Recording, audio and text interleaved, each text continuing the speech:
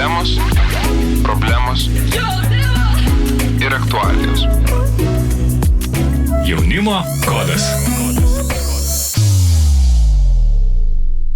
Sveiki visi Jaunimo kodo klausytojai, su jumis sveikinuosi aš Gabrielė Krulytė, o šiandien mes nagrinėsime tokią, sakyčiau, įdomią temą ir turbūt, nežinau, nelabai dažnai aš girdžiu, kad apie ją kalbama, tai apie priklausomybę nuo darbo.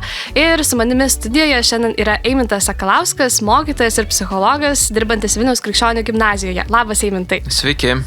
Tai su Eimintu susipažinau būtent mokykloje ir tikrai Eimintai labai padarėte tokį įspūdį savo paprastumu ir tokiais praktiniais patarimais, kuriuos sakėte tėvams, mokytojams, kaip tiesiog dirbti su vaikais, su jaunimu, kaip rūpintis jų emocinę sveikatą. Tai tikrai pasirodėte labai šiltas, nuoširdus žmogus ir labai džiaugiuosi, kad sutikote pakalbėti apie šitą temą. Beje, jūs pats ją ir pasiūlėte, nes rengėme tokią seriją apie priklausomybės ir kažkaip jūs taip pasakėt, dar yra tokia tema apie darbo priklausomybę. Ir aš pagalvojau, labai gera tema. Kažkodėl, kai kalbam apie priklausomybės, negalvojam apie darbo priklausomybę. Tai kaip jūs manot, kodėl taip yra? Tai pirmiausia, labai ačiū, kad pakvietėte į laidą, tokia nauja man patirtis yra ir labai smagu, kad aš galiu kažkuom pasidalinti, nes kaip suprantu, laida yra jauniems žmonėms. Tai labai smagu, kad galiu dalintis tą savo patirtim, kaip jūs ir sakėte, aš toks labiau praktikas, tai mėgstu dalintis pačio savęs atrastais dalykais, kas veikia man ir kas gali įtakot jaunus žmonės, ar ne. Tai nežinau, gal truputį apie save galiu prisistatyti, kad esu 9 metus dirbęs su paaugliais iš vaikų globos namų ir ten iš tikrųjų aš gavau didžiąją dalį savo visos praktikos patirties, kurią galėjau atsinešti vėliau į mokyklą. Tai iš tikrųjų labai nelengvi buvo pirmi kokie 5 metai darbo su paaugliais, nes kaip žinia, jie yra tikrai dažnai sužeisti, palikti, pamesti, ar ne, žmonės jauni, ir jie patys yra pasimetę. Jie ir daug priešiškumo turi, ir agresijos, ir panašiai. Labai daug, kaip sakant, atstumimą esu patyręs ir teko su tuo tvarkytis. Pamenu, kai verkdavau žmoną ant peties vakarais grįžęs. Čia atstumimo iš mokinių būtent? Iš tų vaikų iš globos namų. Mhm. Ir tada tas visas, kaip sakant, mūsų sunkumą ir neužgrūdina, tai visas tas sunkus laikas tiesiog privertė daugiau domėtis, mokintis, ar ne, ir kaip galėčiau dirbti ir prieiti prie jauno žmogaus. Tai tada ta visa patirtis atsinešta į mokyklą buvo labai labai naudinga, sakyčiau. Tokia grinai praktinė, iš praktinių situacijų, kurias pats patyriau, nes kai mes patys kažką patiriam, mes lengviau, ar ne, tada tą medžiagą, kurią mokomės, įsisavinam. Tai va, ir mokykloje dabar jau dirbu irgi 5 metai, dirbu technologijų mokytojų ir psichologų, taip pat turiu auklėjimą klasę ir taip pat irgi paaugliai yra mano auklėjamoji klasė, vyresniai paaugliai, tai irgi tenka visokių iššūkių spręsti. Atrodo, paaugliai tokia sudėtingiausia grupė, su kuria įmanoma dirbti. Taip daugelis sako, ar ne, bet aš dabar galvoju, man kaip tik yra lengviausia dirbti su paaugliais, save dažnai pagaunu, kad man kaip tik su kokiais pradinukais, su iki mokyklinukais yra sunkiau kažkaip susišnekėti, sunkiau ją suprasti. O štai paaugliai kažkaip, kur daugelis sako, sudėtinga, bet man kažkaip labai paprasta atrodo su jais susibendrauti. Labai, labai gerai, kad iš tiesų kiekvienas yra skirtingas ir gali dirbti su savo galbūt amžiaus grupė, nes man tikrai yra lengviau su mažiukais dirbti ir kažkaip jie tokie mieli ir smagus, kažkaip man lengva su jais susikalbėti. Bet kągi, dabar prieikime prie tos temos apie priklausomybę. Tai Eimintai, kodėl, kai mes galvome apie priklausomybę, visgi negalvome apie darbo priklausomybę, nes atrodo dažniausiai yra narkotikai, alkoholis, žaidimai, ir visokios tokios žalingos ydos.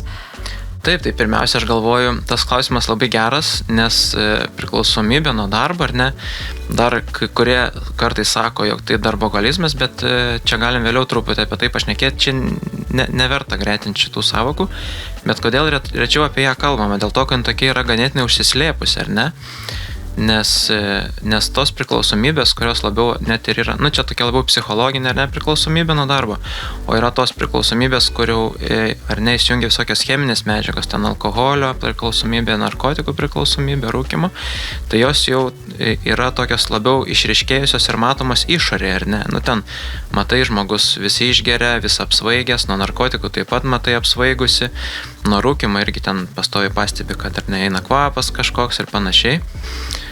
Kad leidžiami pinigai ir ne irgi toms medžiagoms, tiek alkoholiui, rūkalams ir kvaišalams. O čia šita priklausomybė tokia ganėtinai pasislėpusi ir labai nesunku ją supainioti tiesiog su uoliu ar ne, uoliai savo pareigas darbą atliekančiu žmogum. Tai manau, dėl to ir yra gal mažiau kalbama, nes tiesiog išorėje jinai mažiau pastebima yra tiesiog.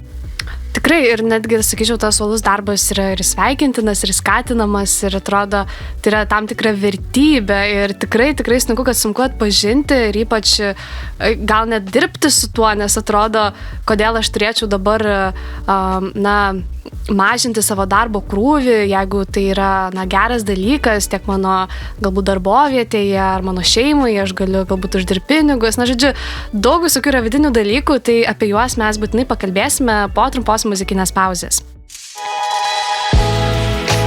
Radio stotis XFM.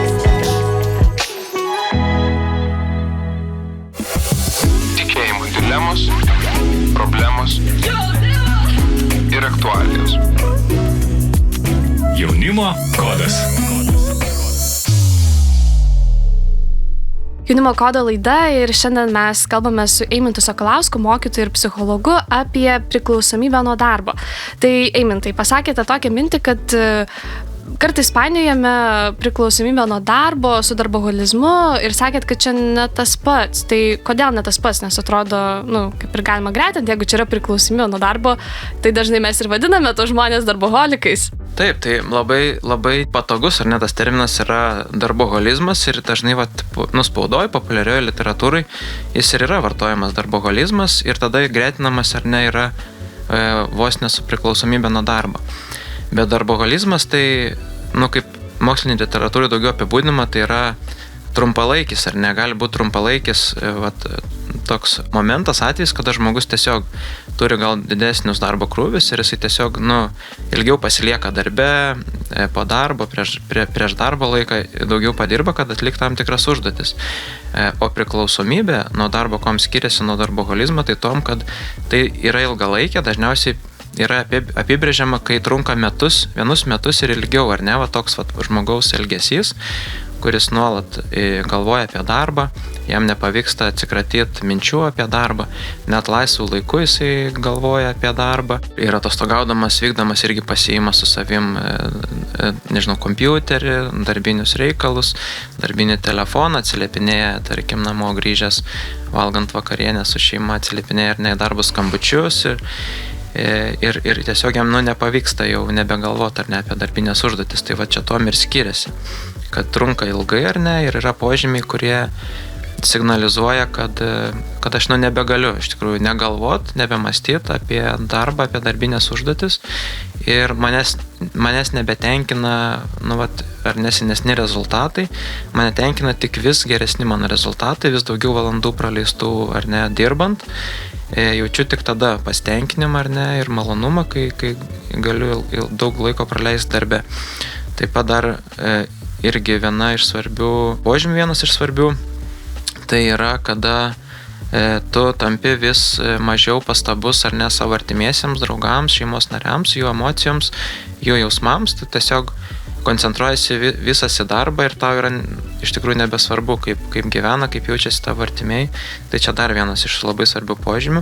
Jeigu žmogus jaučia, kad man vis mažiau svarbu yra mano artimi žmonės, draugai, aš nuo jų tolstu, o daugiau vis laiko praleidžiu darbe, tai reiškia jau vystosi ar ne ta priklausomybė. Ir jeigu tai tęsiasi ilgą laiką, tai aš jau turėčiau susirūpinti. Aišku, dažnai ir namiškiai, artimieji ir ne, su kuriais mes gyvenam ar kartu daugiau laiko praleidžiam, tą pastebi ir mums tai gali pasakyti, bet dažnai priklausomybę turintis žmogus jis neigs tai ir nepastebės. Tai čia jau reikalinga ir artimųjų pagalba, kad žmogus susivoktų, kas su juo vyksta ir galėtų galėtų pats daryti sprendimus, galėsim vėliau ir pakalbėti, kokie galėtų būti ar ne veiksmai, kovojant su priklausomybė, o artimieji galėtų to pačiu tiesiog palaikyti, ar ne, nukreipti, palaikyti, padėti. Tai iš to, ką sakėte, atrodo, kad darboholizmas yra šiek tiek mažesnė problema negu priklausomybė nuo darbo, ar ne? Taip, galim taip teikti, nes, kaip ir aš ir minėjau, tai reiškia, kažkoks trumpalaikis, ar ne? Trumpalaikis, kaip čia, darbo krūvio padidinimas, ar ne, siekiant atlikti tam tikrus darbus, bet, aišku, darboholizmas dažnai ir perauga į priklausomybę nuo darbo, jeigu mes vis nuolat tos krūvius, ar ne, išlaikom arba vis didinam, tai tada tiesiog, jeigu užtrunka jau, kaip minėjau, literatūrai, kas yra rašoma, jeigu metus ir ilgiau užtrunka jau, ar ne, tokie darbo krūvio padidinimai ir jie nėra mažinami, tai tiesiog išsivysta toks kaip pripratimas, ar ne, prie to krūvio ir, tampa žmogui nebeįmanoma jau kitaip įsivaizduoti savo darbą, jis tiesiog tais krūviais ir dirba.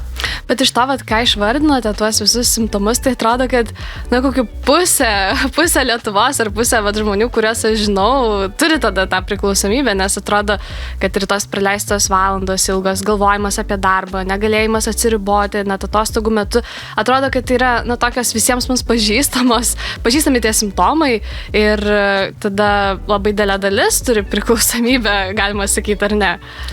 Nežinau, kaip jeigu jūs irgi tą patį jaučiat, tarkim, ar ne, kad sunku atsiriboti nuo darbo, tai galbūt. Bet iš tikrųjų tai labai svarbu yra tas atrasti tą, ar ne, subalansuotą dienotvarkę, ritmą, planuotą atostogą savo. Nes kai mes neturim balanso, ar ne, gyvenime, darbo, poilsio, laiko šeimai ir draugams ir savo pomėgiams, tai tada taip ir atsitinka. Tiesiog aš manau, kad labai svarbu susidėlioti, turėti kažkokią dienotvarkę, planą, kada aš pailsiu, kada užsiimu mėgstamą veiklą ir galbūt net ne viena, nes į vieną veiklą irgi galima labai lengvai įsitraukti kažkokią hobį, kur irgi gali tapti priklausomas nuo to hobio.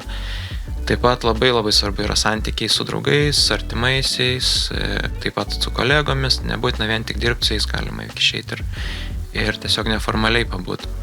Tai tas santykis su žmonėmis, jisai atitolinamas, ar ne, nuo tų priklausomybių.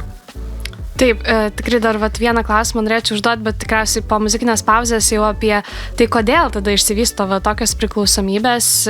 Tikrai, manau, yra kažkokių šaknų ir būtinai apie jas pakalbėsime, pasiklausę XFM muzikinio repertuaro. Tikėjimo dilemos, problemos ir aktualijos. Jaunimo kodas.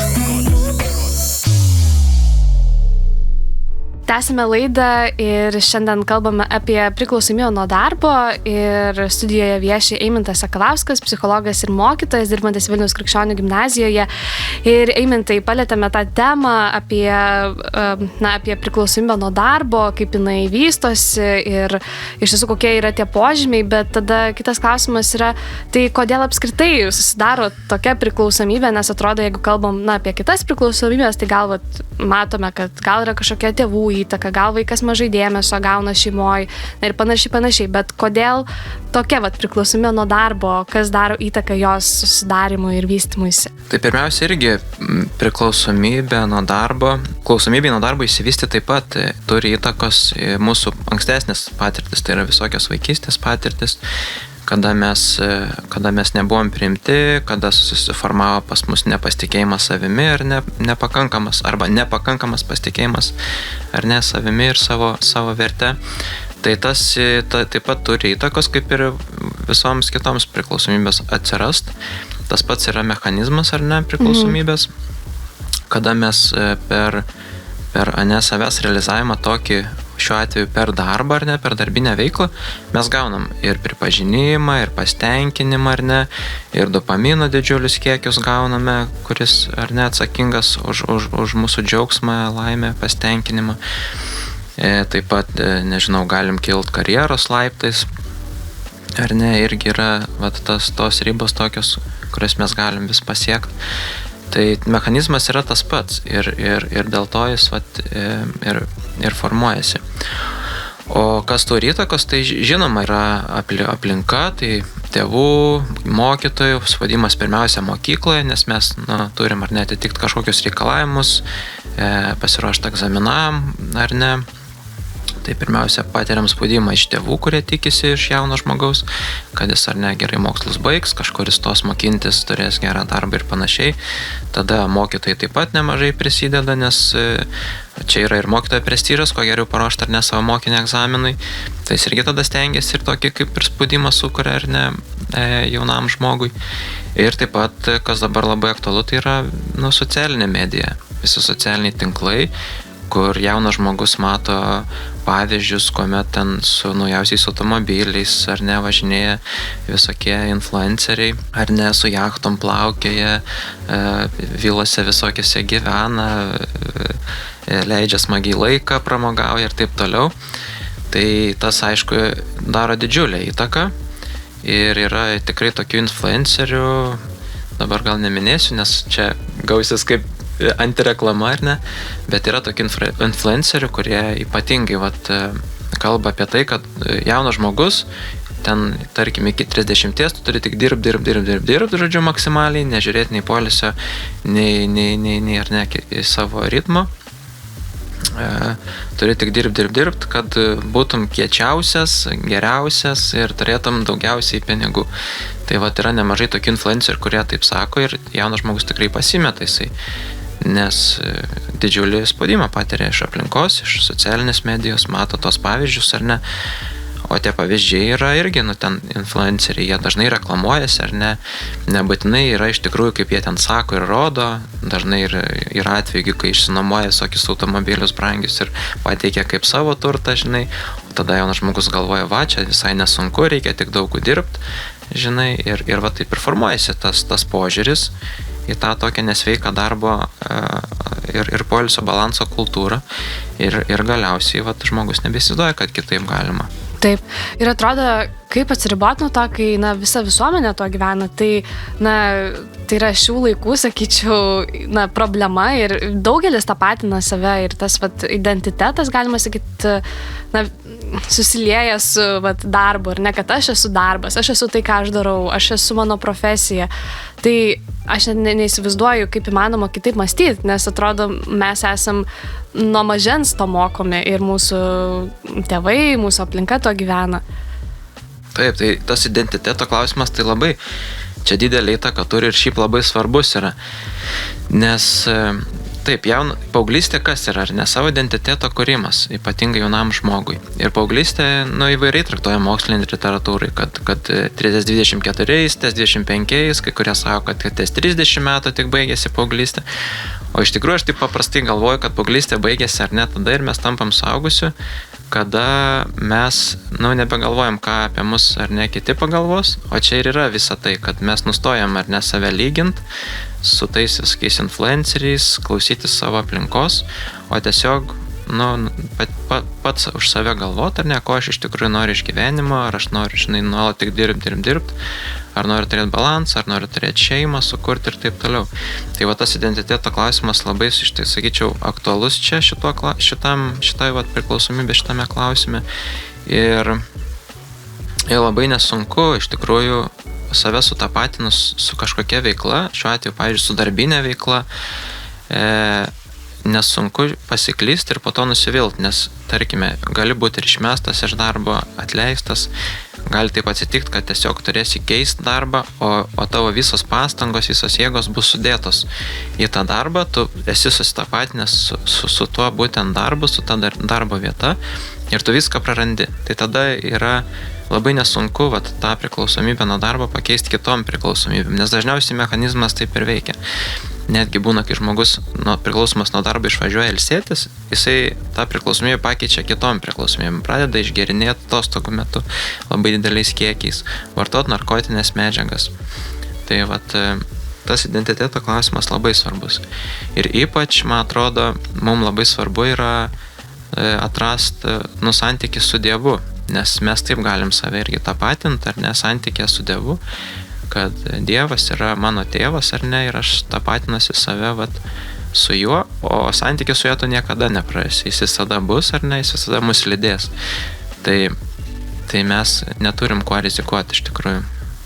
Labai gerą mintį pasakėt, kad paauglystė baigėsi tada, kai nebemastom, ką apie mus žmonės pagalvos. Tai atrodo tikrai pagal tokį apibūdinimą gal daugelis dar ir esame toj paauglystėje, nes vis dar neišsilaisviname iš to žmonių nuomonės ir norime kažkam įtikti. Bet tikrai gera mintis pamastymui ir savirefleksijai, tą mes dabar ir padarysime, išsiskirsime muzikiniai pauzai ir po to vėl pratęsime pokalbį. XFM. Radijas gyvenimui. Tikėjimo dilemos, problemos ir aktualijos. Jaunimo kodas. Priklausomybė nuo darbo, štai tokią temą šiandien mes nagrinėjame laidoje ir Eimantai, kadangi dirbate mokykloje ir mes kalbėjome apie tai, kaip vystosi priklausomybės, tai susidurėte su jaunais žmonėmis, moksleiviais, tai ar pastebėjote tų tokių užuomazgų jau darboholizmo jauname amžiuje ir kaip tai pasireiškia tada mokyklinio amžiaus vaikuose? Tai be abejo, kai dirbi mokyklai, tu pamatai, nes pirmiausia, tai matosi, ar ne, per norą pasiekti kuo aukštesnių rezultatų moksluose, gauti kuo geresnius pažymius. Ypatingai ten 12 klasėje labai visi susirūpina ir supergina, aišku, nes laukia egzaminai. Tai įtakoja ir stresas, ar ne, tas laukimo egzaminų. Bet yra iš tikrųjų ir jaunesnėse klasėse jau labai puikiai pasistebi, kada mokiniai gauna ne 10, o 9, tai yra iš tikrųjų jam vos ne tragedija, iš tikrųjų gauti 9. Tai tada tikrai reikia labai daug dėmesio skirti ir aiškinti mokiniui, kad čia nėra visas gyvenimas, tas 10, ar ne, kad kartais nieko tokio ir tos 9 gaut, gal ir dar mažiau, žinai. Ir kad tai vis tiek tas rezultatas, jisai priklauso nuo tavo pastangų, bet tai nėra, kaip tave apibrėžintis, ar ne, tavo, kaip mes kalbėjom apie identitetą, tai nėra tave apibrėžintis, tavo identitetą nustatantis, ar ne, dalykas tas pažymys.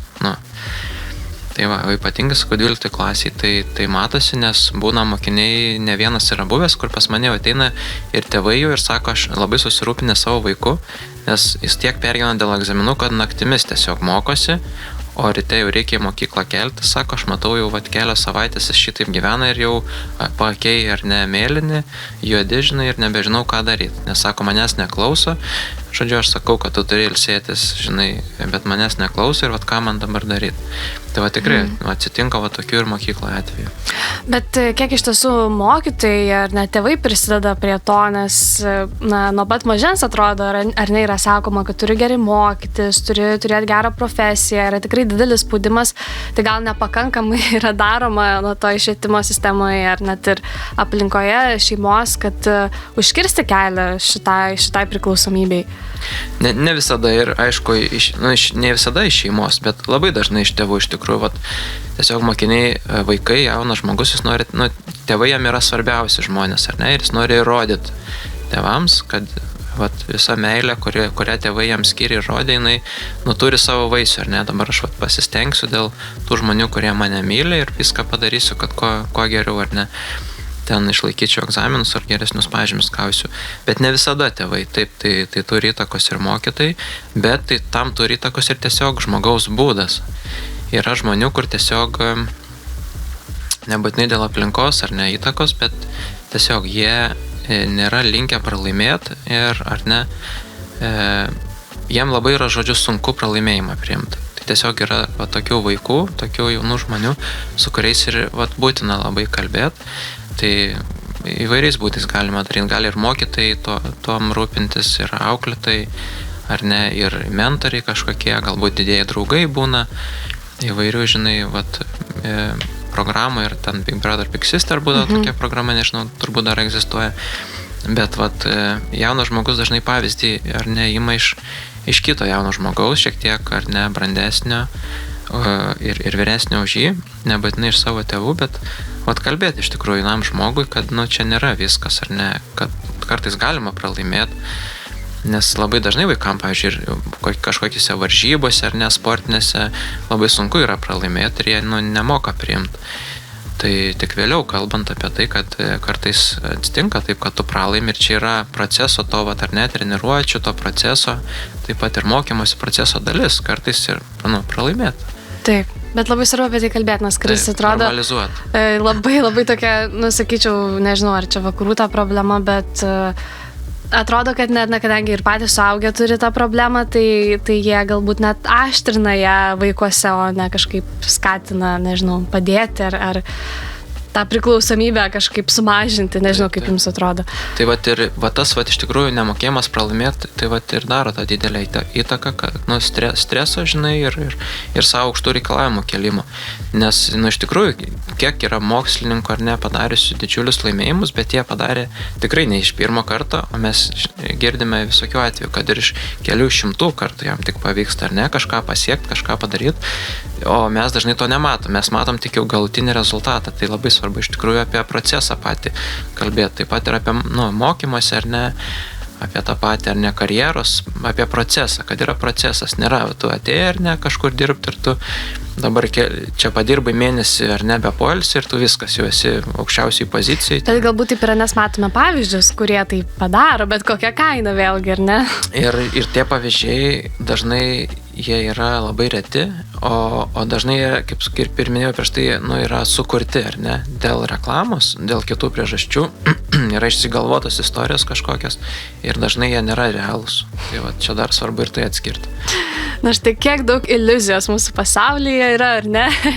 Influenceriai, medijos ir visa kita piešia tokį paveikslą ir mes visi įklimstame į tai ir paskui, žodžiu, vieni kitus bandome kažkaip, nežinau, spausti, save spaudžiam ir tikrai nėra tame laimės ir manau, kad pasakėt gerą mintį, kad jeigu atrandame savo apsaugą Dieve ir įsišaknijame jame, tai tada niekur negalim prarasti, bet problema ta, kad mes labai dažnai sustapatiname su tais kitais dalykais ir bandome iš jų ar negauti kažkokią, nežinau, pripažinimą, ar matome save tose dalykuose ir tikrai tai neveda į tą sveikumą ir būtinai po muzikinės pauzės ir norėtųsi pakalbėti apie tą sveikatą, apie tą balansą, kuris kažkaip dažnai atrodo toks tampa nereikšmingas ar pamirštamas, atrodo, tai gal balansas bus kada nors, kai pasensiu, dabar reikia dirbti, stengtis. Tai tikrai taip nėra, tad apie tai mes pakalbėsime po muzikinės pauzės. XFM. Radijas gyvenimui. Tikėjimo dilemos, problemos ir aktualijos. Jaunimo kodas. Pokalbis apie priklausomybę nuo darbo ir su manimi studijoje yra Eimintas Sakalauskas, mokytojas ir psichologas iš Vilniaus Krikščionių gimnazijos. Eimintai, labai ačiū už jūsų visus patarimus, tikrai matosi, turite didelę patirtį sukaupęs ir tai labai jaučiasi ir kalbant apie priklausomybę, tai mes kalbėjome, kad tikrai jinai yra didelė ir kartais nepastebima, bet galbūt dabar žmonės klausosi ir jie sako, tikrai aš turiu tą priklausomybę, visi tie požymiai ir simptomai, bet atrodo, ką aš galiu padaryti, jau esu aš tame rate, reikia rūpintis šeima, reikia siekti savo tikslų, tai ką daryti tada, kaip ir noriu išeiti iš tos priklausomybės, nes suprantu, kad jinai man kenkia kaip ir kitos priklausomybės, ar ne, ar ten nukenčia šeima, ar draugai, ar mano fizinė sveikata, emocinė, bet visgi labai jau giliai esu įklimpęs. Ką tada daryti? Pirmiausia, tai patys žmonės rečiau pastebi, ar ne, kad aš esu jau priklausomas nuo darbo, tai dažniausiai pastebi jau artimieji. Arba tu gali tiesiog matyti, jog prastėja tavo santykiai šeimoje, ar ne, su artimaisiais. Tau nebeteikia galbūt malonumo jau buvimas kartu su jais, ar ne. Tu kaip ir minėjau, prieš tai nuolat galvoji apie darbą, apie darbinius reikalus namie. Ir tada tas labai atsiliepia santykiams, ar ne, šeimoje. Tai tą turbūt dažniau gali artimieji pastebėti ir tau pasakyti. Tai pirmiausia, turbūt reikėtų reaguoti. Tai ką tavo artimieji, kokie tau kritikai jau sako, ar ne, ar susirūpinimą tavo sveikata, ar būklė. Bet jeigu visi tame gyvena burbulė, tai nieks ir nepastebės. Visi gyvena tame darbo režime, visi stengiasi, dirba ir atrodo, tai jau tokia norma netampa. Ne, bet kad aš sakau, kad tiesiog pastebi jau, kad tavo sveikata labai, jau, tarkim, prastėja sveikata, tavo režimas sutrikęs ar ne, tai nesunku tą pastebėti. Kaip ir kalbėjom prieš tai, tas darboholizmas, tai taip yra tų, ar ne, didesnio krūvio laikinas prisiėmimas, bet jau kai yra ta priklausomybė nuo darbo, tai tikrai jau aiškiai matosi, kad tavo artima elgesys tiesiog pasikeitė, jisai ženkliai pasikeitė, ar ne, ir jis nebegrįžta į tas normas po ilgo laiko. Tai pirmiausia, turbūt atkreip dėmesį į tai, ką sako artimieji, nes artimieji tikrai, pastebi ir sako, tik, mes dažnai negirdim, ką mums sako. Ir man tai dažnai nutinka, man irgi sako, ar ne, žmona kažką, o aš nenoriu girdėti, kai jinai man sako, po kurio laiko tik suvokiu, reikėjo vis tik paklausyti, ar ne. Ir ką tokiu atveju daryti, tai labai didelio recepto nėra, vaistų nėra ar ne, priklausomybės nuo darbo. Tai svarbiausia yra tada stengtis mažintas apimtis, ar ne, stengtis atsijungti nuo darbo grįžus namo, susidaryti, kaip ir kalbėjom, kažkokią dienotvarkę ir laikytis jos, kad būtų ar ne poilsio ir darbo balansas, kad dirbu nuo tos ir tos valandos, ar ne, atlieku tokias užduotis. Jeigu man ten labai dar reikia, aš dar galiu ten kažkokią valandą ar pusvalandį pasilikti, ar ne, pabaigti joms, bet vėliau aš jau turiu važiuoti namo. Kiek įmanoma visus darbinius reikalus pasilikti darbe. Žodžiu, neparsineš darbinių problemų namo, kad galėčiau laiką, kaip ir minėjau, kam yra svarbu skirti savo artimiesiems, nes vis tiek mes turim kažkokiu artimų, nebūtinai šeimą galim būti dar sukūrę, bet yra tikrai ir mūsų tėvai, ir draugai yra, su kuriais santykis irgi mums be galo yra svarbus, jį išlaikyti gerą, ar ne, nes mes socialinės būtybės ir mums tas tiesiog gyvybingai yra svarbu, gyvybiškai yra svarbu. Tai susidaryti tą balansą, stengtis, žodžiu, neparsinešti namo darbinių problemų ir planuoti laisvas dienas, planuoti savo atostogas iš anksto, nes jeigu mes to nedarysim, mes tiesiog laisvas dienas praleisim dirbdami. Iš anksto reikia susiplanuoti, ką aš veiksiu, ar ne, savo laisvom dienom ar atostogų metu. Bet tikriausiai, jeigu ilgą laiką, kaip ir ta priklausomybė buvo, ar ne, ar jinai buvo skatinama, tai pradėjus, ar ne, tą daryti, balansuoti savo gyvenimo būdą, irgi iškyla tokia problema, kad, kažkaip jau per mažai aš jau čia dirbu, kažkas negerai su manim, kažkaip jau aš čia netoks. Tai kaip su tom psichologiniam problemom tvarkytis, kai jos atsiranda, bandant eiti tuo keliu, nes vis tiek ir kerta į tavo tapatybę, tu jau tada žiūri, kad aš gal, netiek pasieksiu, o, žodžiu, vis tiek ta kova vyksta.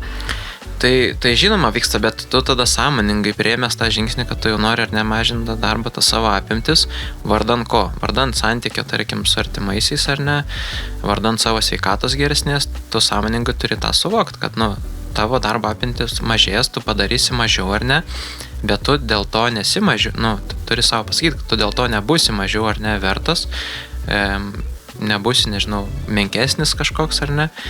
Bet taip, natūralu, kad tavo, kaip padaromi darbai, jie turbūt sumažės, ar ne, tu mažiau padarysi, bet vardan ko, vardan šitų kitų dalykų.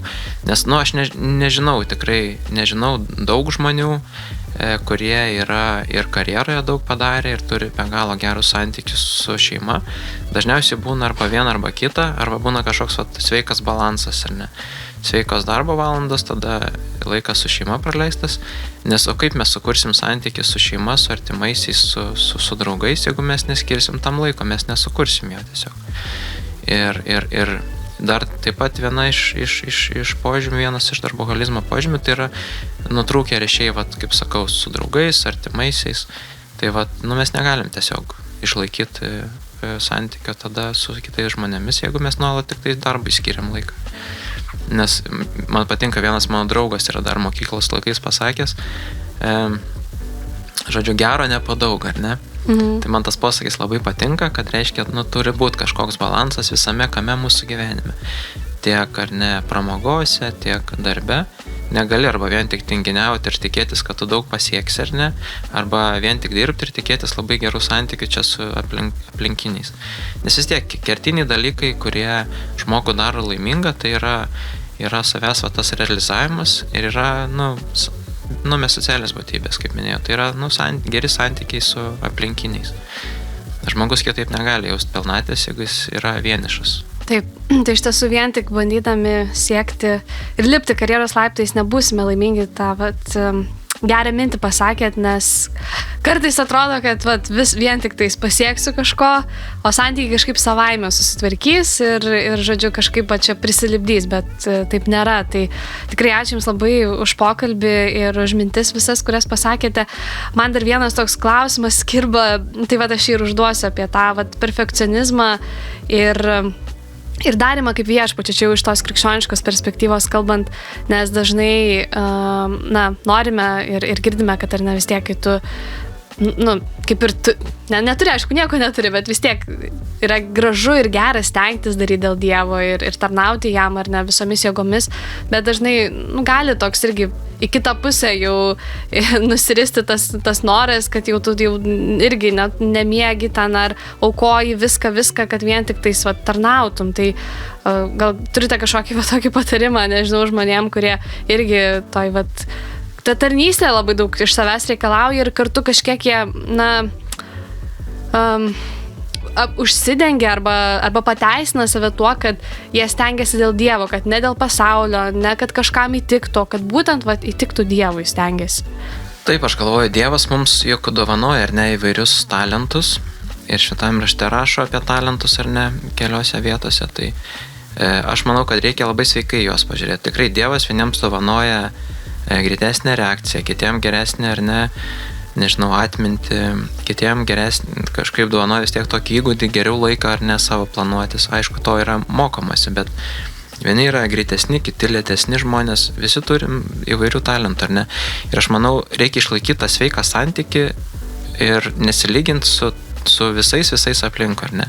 Reikia, žvelgti save per tą žvilgsnį, o kokius Dievas man talentus dovanoja. Galbūt aš, pavyzdžiui, nesu, aš iš savo patirties, pavyzdžiui, aš nesu labai greitas, ar ne, ten žmonai kartais tenka manęs palaukti, ar ne, išsiruošiant ir taip toliau, bet, pavyzdžiui, aš sugebu būti čia ir dabar, visada santykiai, ar ne, čia ir dabar. Ir maksimaliai, šią akimirką aš moku būti čia. Tai mes įvairių talentų turim ir aš manau, kiekvienam reiktų peržvelgti savo tos talentus, kokius Dievas man dovanojo talentus ir nustoti iš tikrųjų galvoti, čia kitas padarė ten, nežinau, susavanoriavo per metus 10 organizacijų, o aš tik vienoje ir aš čia dabar menkesnis ir prastesnis, ar ne?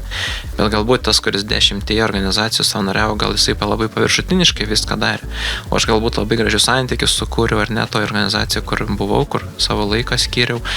Ir galbūt labai iš tikrųjų daug gerų darbų ten padariau, ar ne, bet tik vienoje. Tai manau, kad labai svarbu normalizuoti ir tą tokį sveiką požiūrį išlaikyti, ar ne, ir atsižvelgti vis tik kokios mano tos galimybės yra, ar ne. Tikrai taip. Ačiū labai už pokalbį ir iš tiesų nesilyginkime ir nežiūrėkime į tai, ką kiti daro, nes kartais būna ir iliuzijos, kartais tai būna netikra, o kitais atvejais irgi, kaip sakėt, visi skirtingi esame ir žiūrėti savo galimybės, bet svarbiausia tikrai puoselėti tą balansą, tad to jums ir linkiu, brangus klausytojai, savo gyvenime turėti balansą, atrasti laiko ir poilsiui, ir šeimai, ir darbui, ir kad tikrai ne viena sritis kažkaip neužimtų viso gyvenimo, o svarbiausia, kad šaknytis Dieve ir savo tapatybę matyti jame, nes tikrai ta tapatybė niekada nepranyks. Tad ačiū labai Eimintui Sakalauskui už pokalbį.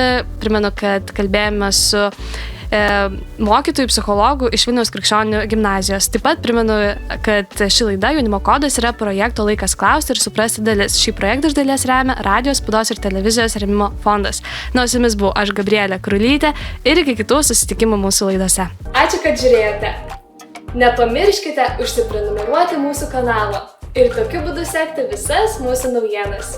Taip pat pasidalinkite šiuo įrašu su savo draugais bei artimaisiais. Dar kartą ačiū, kad žiūrėjote.